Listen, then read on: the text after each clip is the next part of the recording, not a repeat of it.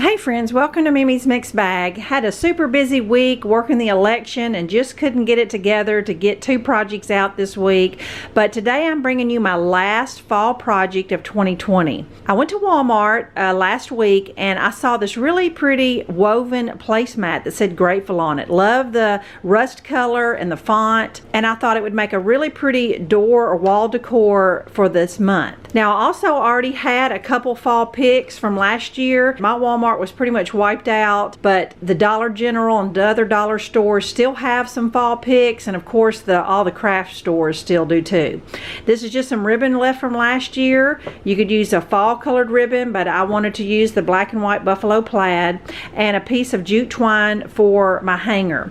You could probably make this whole thing for about $5, just depending on whether or not you had your own ribbon or not. And if you can't find this woven placemat, you could certainly spray paint a pizza pan or any kind of round wooden circle, but you could use this idea for strictly inspiration. The first thing I need to do is, since my placemat is kind of flimsy, I'm going to trace it and cut out a piece of cardboard or foam board for support. Alright, I have my back circle cut out, and I actually just used a scrap piece of the Dollar Tree foam board, but you know, cardboard will work just fine. And I actually cut it just a fraction smaller than the placemat, just so that it wouldn't show from the front at all. It's just a nice neat from the side as well. All right, now I need to go ahead and get my hanger in place, because once I attach my placemat, I won't be able to really poke it through both pieces. So I'm just going to poke 2 holes at the top and tie a piece of jute twine for my hanger.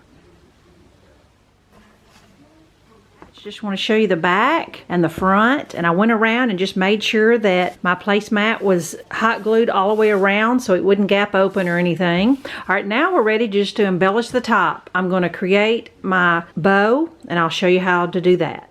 All right, this is the simplest bow where you don't have to hold it in one hand and do a bunch of twisting. This is a foolproof of a bow. Cut yourself one 15-inch piece and just set it to the side. That's going to be the center of your bow and your tails. To make the actual bow, you're going to cut 3 pieces, 18, 18, and 18. And I'm going to hot glue them just about a ½ inch together to form 3 circles. And using wire ribbon always works best. It doesn't have to be wire ribbon, but I highly suggest that. Find where your attachment was. That's going to be your back, and we're just going to fold them down flat. With them being wire, they will spring back when we get ready to fluff it. Now we're going to take just a spot of glue and make an X, and then a spot of glue and put it across. All right, the only purpose of the spot of hot glue is just to keep your loops in place, especially if you're a beginner. So I'm just going to squeeze it together, take this, and just make sure that the center of your tails are about in the center of your loops. And just an over and under knot, that's it. And you can still kind of adjust it even after it's tied. Just try to get it center of the ribbon. I got them off just a little bit. And just tie it, one good one. It's always going to look like this. Even if you're a master florist, your bow is going to look like this. Try to find the front, because since you've kind of twisted it around, pull your tails out flat. And now those loops that you flattened, you're going to stick your fingers in there and fluff them up. You're going to do all 6 loops that way, and do the other side. It always looks worse before it looks better. And it's okay to kind of jerk them around and pull it where you want it to go. That's the good thing about wire ribbon. You can really manipulate it. And since I don't need very long tails, that's why I made my centerpiece only 15 inches. And now, just as a little detail, I'm going to fold my tails in half, and I'm going to cut an angle up, and that will give me dovetail ends is what that's called. Pull the loops to make sure your bow is even, and I'm going to hot glue that in the center of the top of my circle, somewhere in that vicinity. I want to make mine a little more embellished, so I'm going to use my fall picks.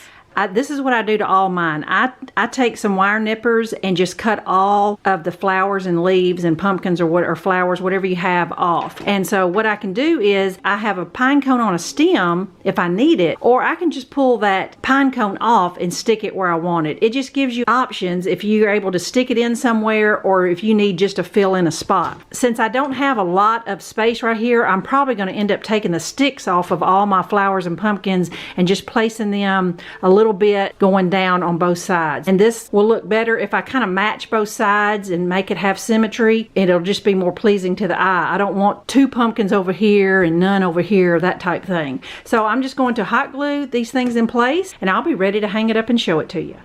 All right, friends, I have it hanging on my front door here. I'm gonna move in a little closer so you can see that I just hot glued everything matching on both sides. It definitely gives a higher end look, and I don't think anyone would ever guess that I have less than $5 tied up in this. I hope you're able to look up and find the Walmart placemat, or you can take this idea and make it your own. Thanks so much for watching, and I'll be back next week.